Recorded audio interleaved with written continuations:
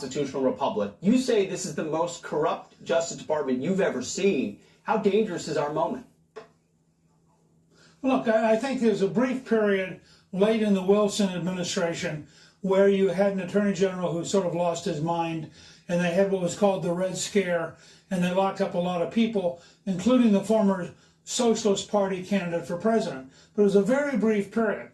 What you see now is an institutional commitment that runs from places like Harvard and Princeton and Yale to the New York Times and the Washington Post and the major networks to the deep state, to the intelligence community, the FBI, the Justice Department.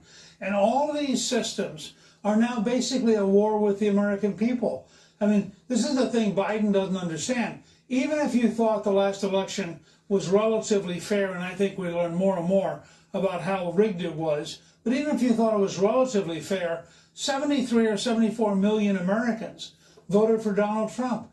To have a president of the United States characterize half of his country in the way that Joe Biden does is the greatest act of aggression by an American president against his own people that we've ever seen.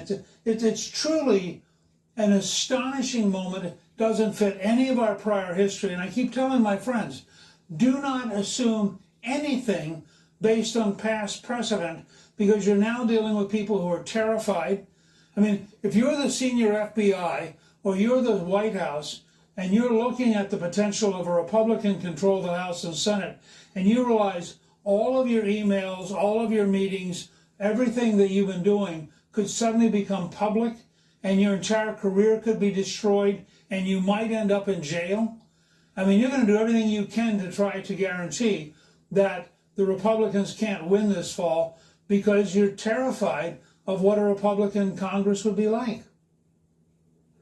Wow. And then that feels like a cycle that doesn't stop as Americans' needs are never met because they're too busy impugning their political opponents. Newt, thanks so much for that insight. We appreciate it.